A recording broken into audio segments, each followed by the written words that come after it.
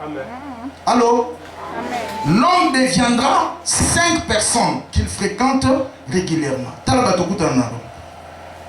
Même dans Facebook, quand il y a 5 amis meilleurs, au moment où vous êtes trop distrait, tu fais tout sauf l'essentiel. Amen. Vis à la direction de la fréquentation. Dis-moi qui tu fréquentes, je te dirai qui tu es. Est-ce que tout le monde a? Il faut savoir faire la différence, mon frère. Tout ce que nous rêvons n'est pas forcément la volonté parfaite de Dieu. Voilà pourquoi les rêves n'y sont montés comme ça m'a raté. Tous les rêves à vie, c'est un menteur. Parce qu'il y a des choses que nous rêvons qui sont comme des utopies, comme on dit en psychologie. Et beaucoup de gens passent tout leur temps. Vie irréalisable au nom de la grande foi. Alors, non, monsieur, tu es un rêveur. Tu n'es pas un homme de foi. Tu es juste un rêveur. J'avais un oncle comme ça qui était un rêveur. Nga fona sumba caterpillar. Na osesa bilanga. Nga ba biloga bakoni ya bakongo, ba pau rien. Nga bilanga penda ba machine ba tracteur na commandant na France. Un papa banda tana bilango ya simanda kwa na bakongo tondi mayo. Yo bandaka ba tracteur au commandant na France. Ozana même atana numéro, ozana atana passeport et loko moko te obandi ko rêver. Il y a des gens, je faisais un séminaire, après, je faisais un voyage à Porto Baleka. Je faisais un voyage. Cet esprit est ressemble à un monter. Chaque léboa, passeport. Ok. Nabino nyonso batu bolekia pour un voyage. Batu nyonso bazana ba passeport na bango de ba salisi baleka gauche. Ba ona ba salisi te baleka droite. Papa, mutu mo ganda salisi passeport na si bino nyonso bomleka kia boso mala bino. Comment tu peux commencer l'histoire de voyage? Tu rêves le voyage sans même passeport parce qu'il y a mon bandé. Amen. Amen. Je vais tout simplement te dire, ne sois pas un rêveur dans la vie. OK? Ça là que ceux qui les camboyé, ça là peut près, il y a que ça la première pas et l'eau. C'est pourquoi on dit les cimetières sont les lieux les plus riches du monde. Bah te belé bah koufana bah idée, bah qui pour enrichir bah cimetière. À koufana bah projet, à koufana bah livre à commater et qui pour enrichir bah cimetière. Amen. Alléluia. Il faut savoir faire la différence entre ce qui est essentiel et ce que tu rêves, ce que tu ambitionnes. Moi, Dieu m'a appelé comme ministre dans le domaine de délivrance des familles. Voyez? Je m'attache à mon appel. Tout ce qui parle des familles, tout ce qui touche à mon appel, je paie le prix d'en avoir. C'est comme ça que je fonctionne. Tout à petit au jour où la conférence à Philadelphie. Je n'avais que $40 dans ma poche, na 5 000 francs. Na somba ba livre et appel na ya $40 na misounaye. $40, j'ai payé. Na tika na 5 000 francs dans la poche. Alléluia. Parce que j'ai compris faire la différence entre ce qui est important et ce qui n'est pas important. Parce que les livres, ils ont traité de domaine en maille. Je veux compléter mes connaissances dedans. Au lobby et sungangai et au tonganga. Et ça voisin de l'eau tu fais tout sauf l'essentiel. Est-ce que ma cambo yo sala gana pene eza et sunganani? Même quand tu prends ton téléphone là, tu entres dans l'internet, qu'est-ce que tu fais dedans? Tout ce que tu cherches là, est-ce que ça t'édifie? Nous avons un texto. Tous ces textos là, ça t'édifie en quoi? Et tu as perdu même 2000 francs. Il y a un giga. Soit yo pose un nombre de méga. 1000 francs. Si vous savez le calcul, 1000 francs, 1000 francs, 1000 francs, chaque jour aux gens à la méga. Si les 31, tu auras perdu combien? Combien en termes financiers? Minimum 30 000. Amen. Mais maximum, vous avez 45 50 000 que tu perds chaque mois l'Internet. Mais au gagnant, qu'est-ce que tu gagnes dedans? Alléluia. Tout m'est permis, mais tout n'est pas utile. Tout n'édifie pas. Amen. Que Dieu t'aide à basculer vers l'essentiel. Troisième des choses que nous devons maîtriser, c'est la bonne gestion de nos pensées. Amen. Il faut savoir bien gérer tes pensées. Dis après moi les pensées. J'ai aimé le message que le docteur Patrick a apporté à la jeunesse ici. Le pouvoir des pensées. Frère, tout commence par les pensées. C'est pourquoi Salaka tout ma calcineuse à la pure. La Bible dit dans Philippiens 4 verset 8 que tout ce qui est pur soit l'objet de tes pensées. Les pensées ont un pouvoir de créer. Les pensées ont un pouvoir de détruire. Les pensées ont un pouvoir aussi d'ouvrir des portes. Par les pensées, tu peux créer des choses. Bible et Bandeli. Docteur Nani, évangéliste à Terre vendredi. Au commencement, la terre était tohu bohu. Ok? Ah oui, c'est en hébreu comme ça. Tohu bohu. C'était informe et vide. Et Dieu a commencé à parler. Ok? Il a libéré une parole, il a eu la séparation. Bien que la terre était informe et vide, mais dans la pensée de Dieu, il voyait un homme dans le jardin avec sa femme en train de vivre. J'attends quelqu'un dire Amen. C'est ça le pouvoir des pensées. Il y a quelques temps en arrière, là où tu es assis, c'était un champ de manioc. Mais dans mon esprit, je voyais des gens assis comme vous là. Il y a quelques temps en arrière, au-dessus ici, on pouvait placer des bâches. Mais moi, je voyais des tôles, une église construite. Et comme dans un futur proche, toi, tu ne fais que voir cette église comme elle est. Mais moi, je vois une église déjà construite. C'est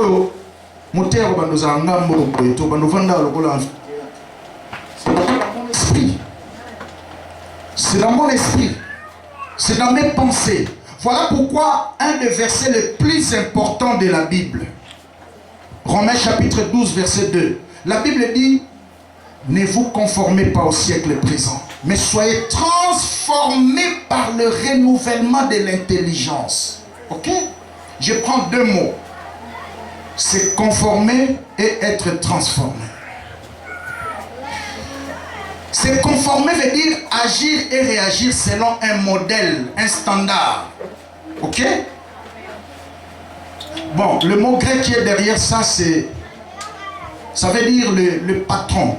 Vous connaissez le patron? Ba couturier, ba zakana, ba modèle moi bilamba, ba si ba kati bolwa ba papier ba landela na ciseaux. Amen. C'est ça, c'est conformer. Donc tu suis un modèle, tu es en train de fonctionner selon un modèle. Mais la Bible nous recommande d'être transformé, métamorphé, aller au-delà. Voyez? Dans notre intelligence, dans nos pensées,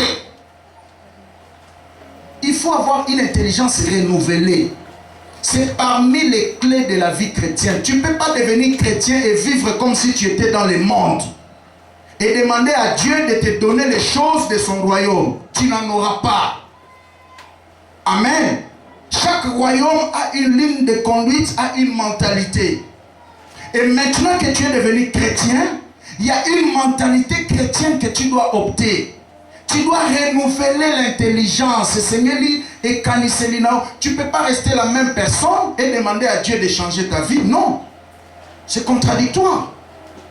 Délivrance à Moutebandarano na yemoko. Est-ce que Moutemoka le dit Amen? Yo moko faut pas changer ma pensée na yo. Les pensées ont un pouvoir d'appeler en existence les choses qui n'existaient pas. Les pensées ont un pouvoir de détruire et de s'auto-détruire aussi. Par les pensées. Quand ça va la poison avant tu as un poison banini. La pensée. Alléluia. Amen.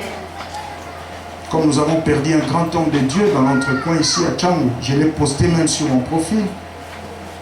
Et selon les dernières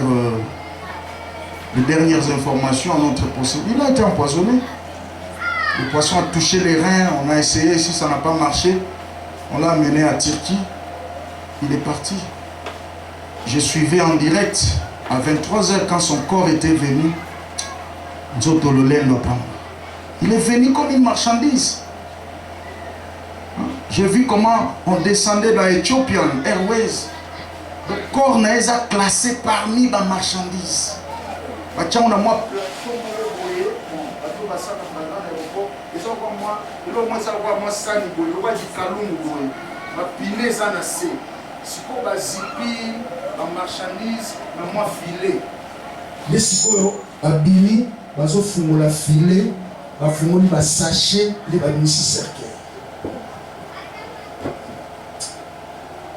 Ah, que Dieu nous aide. La méchanceté du corps de cœur de l'homme. Tu es quelqu'un, tu n'auras jamais ce qu'il a. Tu es quelqu'un, tu n'auras jamais sa grâce. Tu n'auras jamais. Dis à ton voisin, tu peux faire tout sauf tuer quelqu'un. Et ce qui est grave dans la nouvelle alliance, c'est quoi? Quand tu dis seulement, je t'ai tué et tu l'as tué. Allô? Quand tu penses seulement tuer, faire du mal à quelqu'un, tu l'as déjà fait. Parce que Moïse a dit ceux qui ont senti d'autres, moi je suis abattu, au salut et Kobo. Mais il soyez plus long, ceux qui ont au canis. Donc les pensées. Et plus grave quand tu dis, soit au milieu déjà. Tu es déjà un meurtrier. Est-ce que tu vois Amen? Amen. Le va coller sous bâtir la pensée dans la paix. Si vous voyez son regard qui va penser dans la hauteur, il faut gérer la pensée. Et ça m'a comme ça pour permettre qu'on ait un esprit dans la hauteur. Est-ce que tu vois Zola Nanga? Ne permet pas qu'on ait un esprit. Vous avez un moment à Kanagi na WhatsApp, na liste noire. Parce que ça fait 3 semaines ou 4 semaines, nous avons une image à ma bille. Au moment où moi je n'aime pas regarder ça. Le colon de Katani. Donc, je ne répéterai pas l'histoire négative. Et quand on a dit donc tout ce qui est mauvais, médiocre, trop bas, salité, vous voyez? Alors quand il m'envoie des images, je lui dis, monsieur, moi je n'aime pas ça, ne m'envoie plus ça. Il continue alors, hier je l'ai bloqué. Quand il y a une image à Moutumo, il y a Katana, pourquoi tu veux souiller mes pensées comme ça? Regardez, tes yeux ne sont pas une déchetterie, ou tes oreilles, pour permettre que l'eau n'y se kotaka. Est-ce que tu vois le dire? Amen. Je suis en train de chuter vers la fin. Il faut faire de ton église locale ta famille. Amen. Amen. Alléluia. Amen. Et maintenant que vous avez la course vers accomplissement et destinée, église locale na yo fait comme ma famille na yo. Nzambe alongi yo Yesu asikolo na makila na ye aye a placer na église pour okola pour okuta na batu mabe na batu malamu. Église za ko l'hôpital. Hôpital eza wana batu nyonso babiki te mutu na mutu ko loka lobiko na ye. Yo tant aucun hôpital oza sérieusement malade. Okende pas munganga a consulter yo. To banda ko lexaka tana ona ko talaka ba malade. Okufati. Allô? Ça va tout sous bazan ndengwana. Aye l'hôpital, au lieu que na réception, à sa facture na ye. A que ne pas munganga consulter, ya bando talaka ba malade na ba chambre. Nde musala ba tout sous basala na église bana. Aye église, ba servo balata ka bien te. Est-ce que yira kiango? Ba frère oyo est-ce que tu es venu pour ça? Tu es venu pour les vies des gens ou ta propre vie? Allô? Tu es venu pour ta propre vie. C'est comme dans un hôpital. Lukana nous s'affiche na yo ba consulter yo banda traitement. Nous allons traiter pas malade. Est-ce que tu vois ça? Amen. Pe kolukela biso église oyo bato nyonso baza parfait ezalaka te. L'église nyonso ngana oti na mbanda na te so na l'église misala. Oyo mama bato mo baza na batongaka bato. Bamama mo baza na biso nito ba l'église oyo moto mosusu akoleka te. Bamosusu baza na pembe na pasteur. Moto mosusu akoleka te awa biso nito kangi awa. Ils sont partout. Est-ce que tu es venu pour ça? Amen. L'église okokutana bato ya malamu na bato mabe, mais reste focalisé sur l'objectif. Qu'est-ce que tu es venu chercher? Tu n'es pas venu chercher les vies des gens, mais tu es venu chercher Dieu pour qu'il guérisse ta vie. Allô? Église c'est sa famille. Balbakasi na famille ekata ebenda na kamera, ekata na kate. Boko bayaki kotala ngate, allez. Nape na longo église on yo ya église pour ba no ya kotala yo. Parce que tant on a problème na famille na bino batu nyonso ba ya. Osiko onyo mona ya sone ata yo mo fa. Tant obela wana, tant obela. Yo mo chobela, est-ce que ba membre de notre famille ba yaki? Ba on nyonso ba bela ki yo. Nous n'encourageons pas aux gens d'être insensibles dans le camp parce que la vie chrétienne est vendue par la fraternité. Alléluia. Mais que cela ne te dérange pas. La dernière fois, on a vu la maman cachée à bout. La touche à la bamote, on va poser maman capi macambo. Maman capi a tué la policier pour. T'as la chose à la maman monter maman bé, hein. Tu vas la monter maman bé. Tu vas poser la bateau macambo. Tu vas cabareter, tu vas au cabareter na yo. Mais tu vas poser la bateau macambo. Et maman capi a tué la policier, il va toi mon pasteur. Lukuta, bah tu ne sauras pas maman macambo. Bah tu vas la même goyate. Quand j'étais à l'hôpital, tu m'as gardé tout là. Moi, on a passé les actes. Tu n'as pas dans le moment. Tu n'as pas et ça, vous êtes comme un bossa. Église des familles. Amen. C'est pas parce que vous soignez là, moi, si toi, mon bali, au long de l'église, non. Est-ce que tu vois le dit? Amen. Fais de ton église locale ta famille. Cinquième des choses. Fais de ton pasteur ton prophète. Amen. Il faut que ton pasteur devienne ton prophète. Un prophète, c'est qui? C'est quelqu'un qui est le porte-parole de Dieu.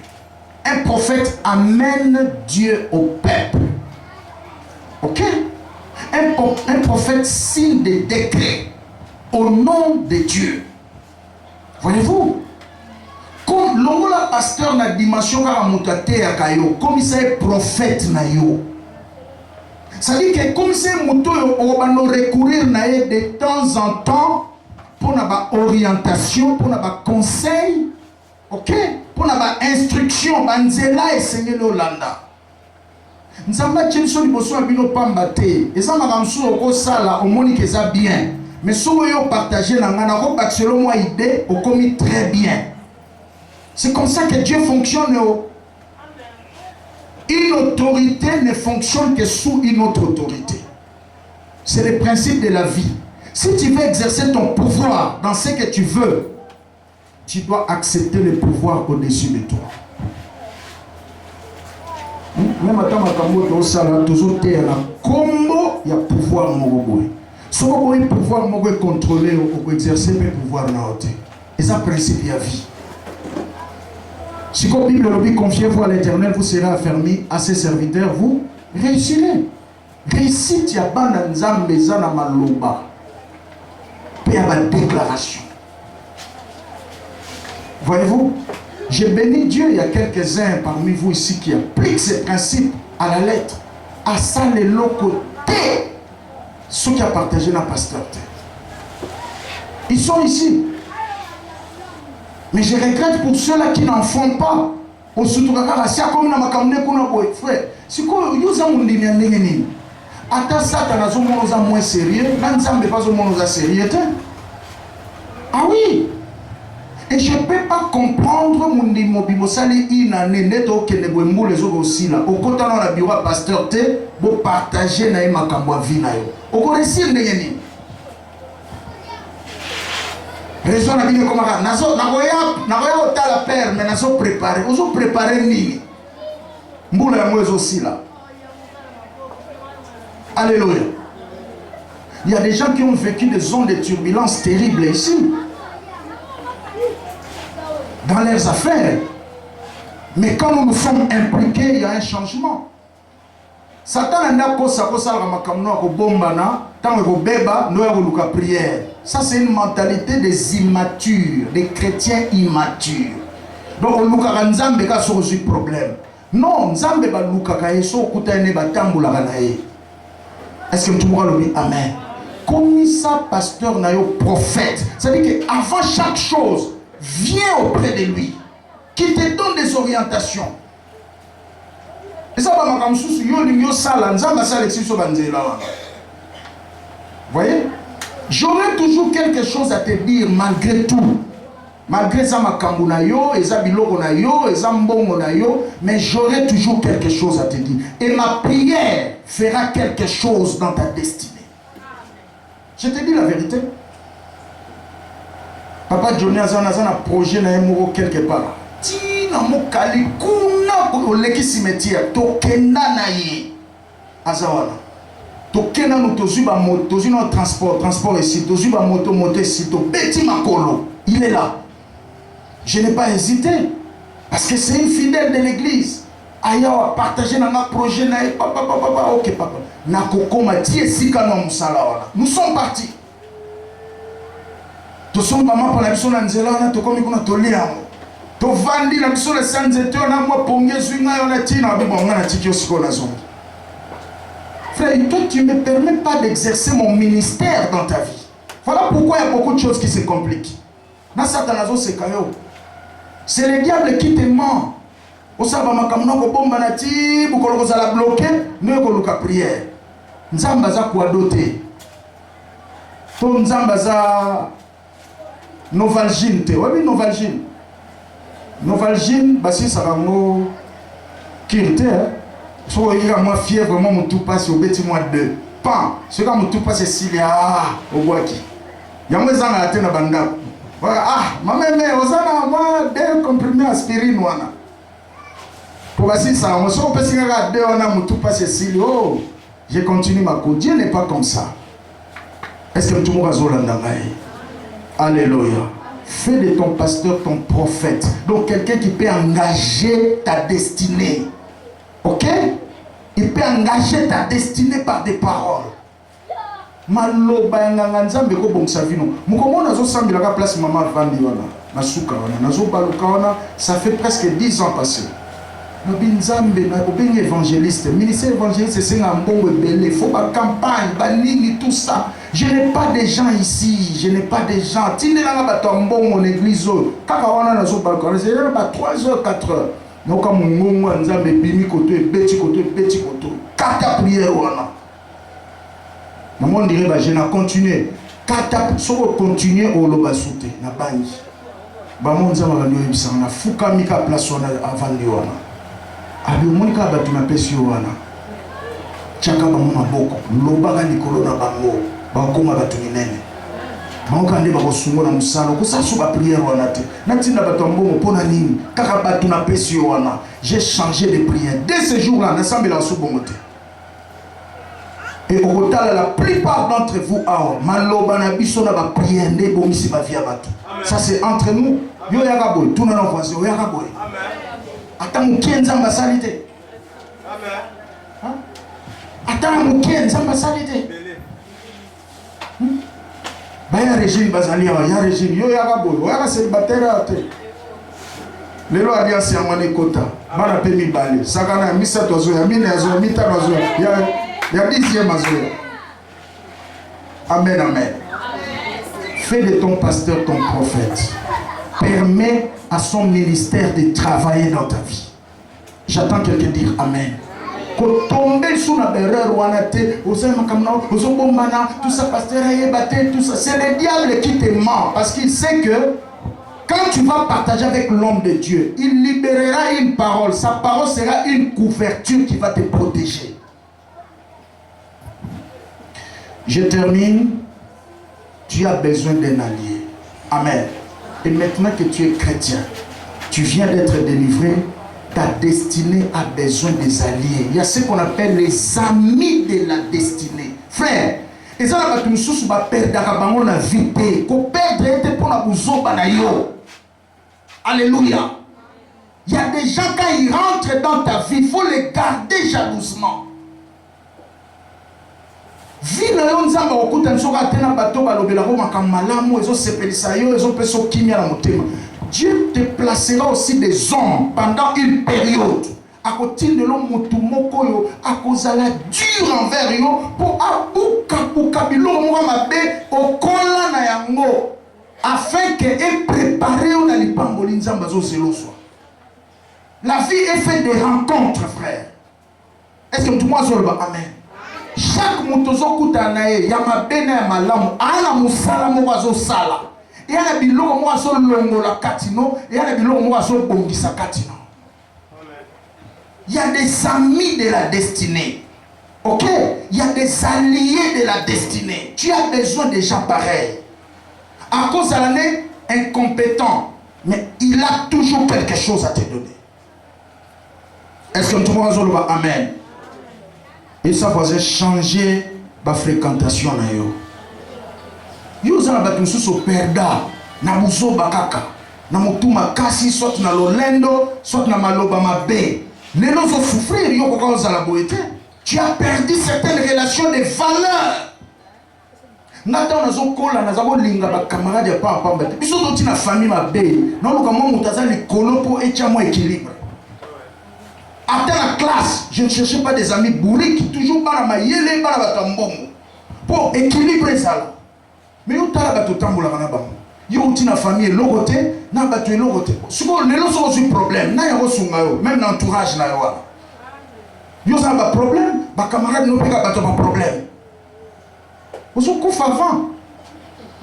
Fais de ta vie une fête. Tu sais, dans une fête, hein, pour y aller dans la salle de fête, il faut bien inviter. Comme ça vit no sika matanga te na matanga mutu nyonso ayaka aya lera lingi azonga pe lera alingi balaka kapete o nazongi tokuta lobby te na matanga ndeko yaki zonga bima kende ezala ndengwana comme ça vit no sika matanga te n'importe qui peut entrer quand il veut, il peut sortir quand il veut. Non, zana ba ami à destinée. Nana lo dit amen très bien. Amen. Dieu placera à côté de toi des hommes et des femmes qui vont te compléter, qui vont te redresser, qui vont t'orienter. Voyez, dans le parcours de la destinée, Loukaba, ami de la destinée. Nazaba le romsus, toi, ami de la destinée. Ate akawate, na on peut bomona ete. Neti muninga na moi ate ki na matanga ya papa na biso wana. O apembe boy, prophète Jano. Ate na no ate. C'est un ami de la destinée. Nati akape rarement l'église na mais c'est un ami de la destinée. Voyez-vous, on se partage de tout et de rien. Un ami de la destinée. Frère, ta destinée a besoin des alliés. Il faut savoir que nous sommes alliés. Est-ce que tout le monde dit amen? C'est important, frère. Alléluia. Et le tout dernier point, accepte de placer ton âme à l'atelier de Dieu et des mères jusqu'à la fin du processus de transformation. Amen. Zoa amnayo tika ya mon atelier ya nzambe. Evanda ti processus de transformation au sala nene ekosila. Au moins sur mon lipa on se peut lire mot mais lipa on ezalaki farine. Amen. Bal saliamo na sa koma na place basaka nani farine ya mapa. Bon, ya Gisèle azali wana ndinga saka mikate yekuta zo abonde la bango mais so okena ba boulangerie artisanale ata ba boulangerie ba koni oyiba la so place basala farine au moins ndi ba nyata kayango mapoli akawa azo nyata après wana ba kati yango ba chango na four na moto ti robela ekitipe malili sima ba pesi yolipa. Amen. Yomonika produit fini mais eleki na processus. Yesa voisin li pambole o lukakana ezana nzela o elekelaka. Alléluia. Au moins le Christ na bino lelo eza différent. Bandimi lelo minga li kaka résultat. Mais processus nzela o ememaka na résultat mutalingite. C'est contradictoire. Est-ce que tout le monde va dire Amen? Alléluia. Accepte l'école de Dieu. Et là, je prends l'exemple de Jonas, on termine. Premièrement, si tu lis dans Jonas chapitre 2, tu verras que Jonas était avalé par un poisson. Il y a 7 leçons que je tire là-bas. Première leçon, quand Jonas a eu une mission, tu vois vite, il fallait qu'il retourne à Wapi, non, Ninive. Amen. Mais qu'est-ce que Dieu a fait? Malgré la mission, malgré les rêves qu'il avait, Jonas a fait quoi? Qu'il soit Jonas va mêler na miss. Ok? Tant à côté, na katia li boumwa miss, azali ko respirer na poumon ya miss, azali ko vivre na sea ombre nini ya miss. Vitesse ya miss na katia mai, ezali pe vitesse ya Jonas. Banguna ya miss na katia mai, bazali pe banguna ya Jonas. Ba ami ya miss na katia mai, ba koma pe ba ami ya Jonas. Est-ce que tout le monde dit amen? Yem sa voisin tika bomo inayo ebo mama na miss. Ok? Accepte que ta vie à un certain moment soit engloutie par un géant.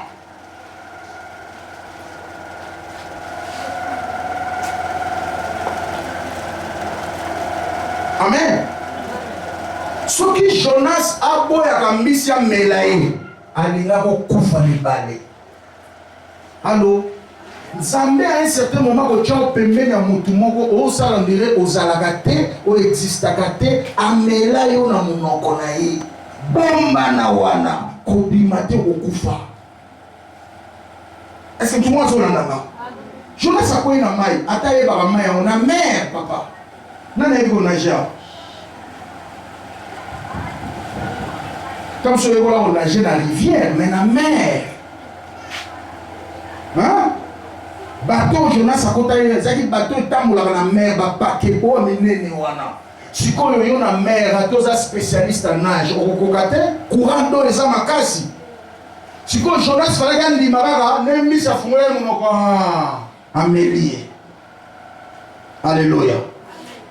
C'est ce que je t'avais dit, la bouche de ton pasteur peut recadrer ta destinée. Est-ce que tout le monde va dire amen? Amen. Fais en sorte que chaque pas à vie na yo ozwaka maloba na ye. Biso to ekola basenga ka musala nzambe mbongo te, basenga ke prière na conseil. Est-ce que tout le monde va dire amen? Sa bouche là, ça peut bénir ta vie. Amen. Et sa bouche peut aussi être un enterrement définitif de ta destinée. C'est pourquoi nous sommes dans le principe bakambiranga nyoso mulimo ezala ba pasteur ba encadranga ezala ba encadrer ba département ezala ko merde ba mutu na tika ozo problème na mutu te parce que na ba ki principe munoko ya mutu azali likolo na yo eko okunda yo. Amen. Il suffit que l'homme ma belle likolo na yo frère ta vie peut être bloquée. Attention à mon toit consacré vie na mobile pas dans nzambe siko yo zo musala o ba lo nyoko la mulimo na ye tu peux occasionner ta mort. Mais si tu acceptes aussi d'être avalé par lui, son témoignage peut être un sujet d'ouverture pour toi. J'attends quelqu'un dire amen. Deuxième leçon que nous tirons, trahir celui qui t'a avalé, c'est se trahir soi-même. Alléluia. Quand Jonas Missi a mêlé, soka lukaka apa sula libuma Missi abima. Na yena Missi ba neba kufa. Est-ce que tout le monde dit amen? Mais mutenga kufa liboso, inga uzala ye. Parce que Missi abi abota mana mai akola na mai. Même ata zui choc apota. OK? Mais yo bota mana mai te, okola na mai te, na kufa liboso. Est-ce que tout le monde dit amen? C'est lui qui a été une occasion de bénédiction pour toi, frère. Attends un auto, n'imaginez pas lui faire du mal. Ne le trahis pas. Moutou azalaka mon occasion, alakisa musala, afumole la moi porte mon avis. C'est quelqu'un à protéger et c'est quelqu'un à respecter au maximum. Mais dans le monde, la mentalité de la trahison, où il commet le lot, moi responsabilité, tu trahis, tu fais des coups bas, tout ça, des choses comme. Même les diables se moquent de toi. La place des traîtres, c'est un enfer. Je te dis la vérité. Et trahir un homme qui a été une occasion de bénédiction un jour pour toi, même ça, tu as vraiment aux aventuriers. Vraiment aux aventuriers. Parce que tu vas ça, la makamoko, ils ont. Est-ce que tout le monde va dire Amen? Si Jonas aurait déchiré le ventre du serpent et sorti, il allait mourir dans l'eau. Dis à ton voisin, ne trahis jamais. Amen. Reste dans le ventre jusqu'à ce que Dieu va terminer le travail qu'il fait et tu lui donneras raison. Troisième leçon spirituelle, l'ennemi du poisson dans l'eau était aussi l'ennemi de Jonas. Amen. Quand tu restes couvert sous la couverture d'un géant, de quelqu'un que Dieu a élevé au devant de toi, banguna ne comme banguna na yo, ba bénédiction ne comme ba bénédiction na yo. Reste couvert, Jonas, reste dans le ventre. Est-ce qu'il y a quelqu'un qui dit Amen? Quatrième des choses, leçon que nous tirons, la vitesse du poisson était aussi la vitesse de Jonas. La vitesse du géant qui t'a avalé sera aussi ta vitesse. Amen. Quand on limite au mélama, on a la sous-couvert d'un homme que Dieu a élevé, d'une spiritualité élevée. Vitesse au yazotamboula nango, na destinée na isa pe vitesse na yo. Est-ce que tout le monde va Amen? Isa pe vitesse na yo. Nenge mbisa tako kima wana wou. Isa pe Jonas ça na kati. Il était dedans. Si comme ben na biso ba congolais azani olingoza sima mutu te no lili yo moko bima. Or les principes avec mutu nyonso abenama kambate. Est-ce que tout le monde va nanga? Mutu mususu kwanza la bien faut zakaka sima batu. Comment on a une mobilité? Mon musicien va aller au régner dans la sima. Dans ma bimia, ça le logo naïe. Ouh, succès si là. Tout le monde a combo. C'est un principe de vie. Est-ce que tout le monde a sur le bas? Amen. Frère, dans la vie chrétienne, il faut être comme ça. Laisse Dieu faire ce qu'il veut. Et plus la vitesse du poisson sera grande, plus grand sera aussi la vitesse de ta vie. Nous, on a battu sous à réussir vite. Pourquoi? Parce que Atika qui fidèle na sema kola mutu moko azomata vitesse allez yeba mati rapide. Moment la batu susu bazala pembe na mutu wana tomba longwe ba vina ba beba. Cinquième, les poissons connaissaient tous les chantiers. Amen. Lui c'est là qui banzela nyoso ba couloir ne tokota ka ne potopoto ezalaka ne courant ezaka makasi. Mi ça doit ko kimana Jonas. Voilà. Si tu restes sous couvert, tu restes dans le ventre du poisson, tu restes dans la télé de Dieu. Alléluia. Dieu te conduira. Et moi, David a lobby. Oui, le bonheur et la grâce m'accompagneront tous les jours de ma vie. J'habiterai dans la maison de l'Éternel. Tous les jours. Et à lobby, il y a ba oulette na yo ezo kambanga. Chaque fois qu'il y a une bonne oulette et beninga. Oulette, c'est ça qui est le mot Isabella. Crochet boy. Ba berger va t'amour le canam. Est-ce que nous avons besoin de sur le bélaï? Soumets-toi d'abord à une autorité et tu exerceras plus tard ta propre autorité. Sixième avant-dernier, le ventre du poisson était une habitation temporaire pour Jonas. Amen. Nous allons vous permettre de manière temporaire au passé à Banzela Batumoko pour un temps. Tikatan o nzambe asepela yoza na siama kula mutuana ekoka komi binisate. Est-ce que tout le monde va dire Amen? C'est alors que plusieurs personnes ont gâché leur destinée. Nous voyons cela. Comment est-ce que Jonas est resté dans l'estomac du poisson comme transit pour arriver à Ninive. Et nous voyons comment Joseph aussi est resté dans la maison de Potiphar et dans la prison pendant un temps. Enfin, il est devenu premier ministre. Tika processus yanzambe. Matin na hôtel limola tout simplement. Tika nzambe Alexo na banzela zoleka kosunga nzambe te kobima liboso nzambe te. Est-ce que tout le monde le dit? Amen. Il y a un travail que Dieu a commencé. Depuis le dimanche passé, laissez-lui terminer ce travail. Et pour terminer enfin, alors que les chantres montent déjà, apprends à respirer par les poumons du poisson et finalement tu respireras par ton propre poumon. Jonas, quand il était dans le ventre du poisson, avec au dépendre na mupépé, na épée melianane, yambisi. Est-ce que tout le monde dit amen?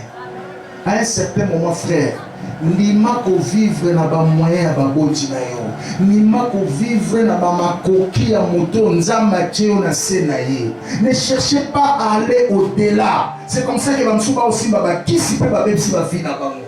Loi ou est plus importante parmi ba loi. Il y a vie chrétienne les loi ya contentement. Koyeba ko sepela na oyo zanango. Koyeba ko sepela na onzamba pesio. Soko na esprit on a te no mona batumsu bazaka na problème même pour pesa nzambe merci na prière. Donc aloba to pesa nzambe merci, il a des problèmes même pour sortir merci. Donc pour na ye nzamba sali kaka te, même pe mazo mona te, même akasi nzoto azo frère, kene na hôpital hein.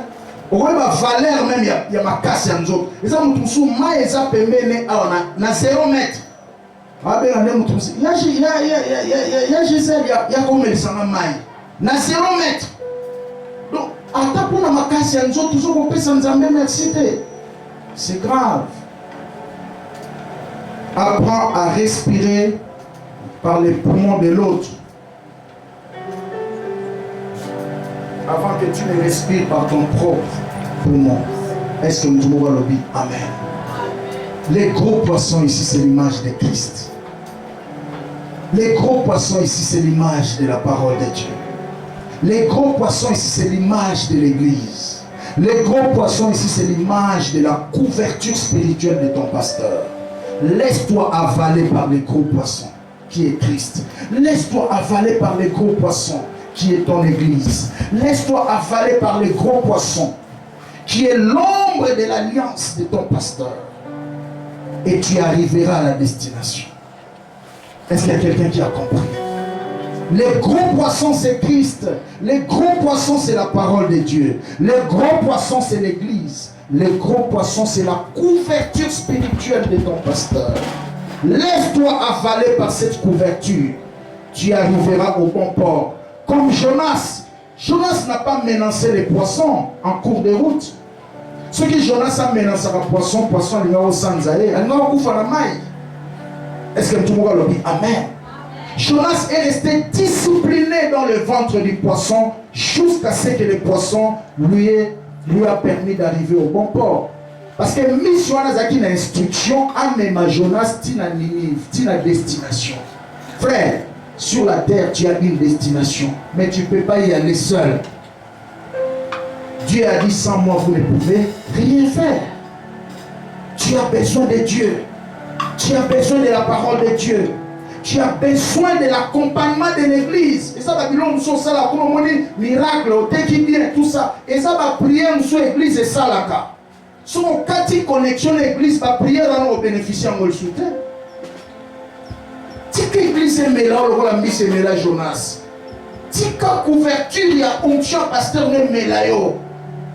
Si Christ a mélange, si la parole est mélange, on va comme à la destination, les Jonas a combattu. Inclinons nos têtes. Remercions le Seigneur au nom de Jésus. J'ai été très long, mais ça valait la peine de dans ma caméra. Parce qu'à un certain moment, les apôtres passaient des moments juste de partage de la parole. Et Israël pouvait rester dans la présence de Dieu du matin au soir en train d'écouter la loi. Ça valait la peine de dans ma caméra. Personne ne nous merci. Katika jina la Yesu tunaomba Mungu. Rabo sheke mana santa.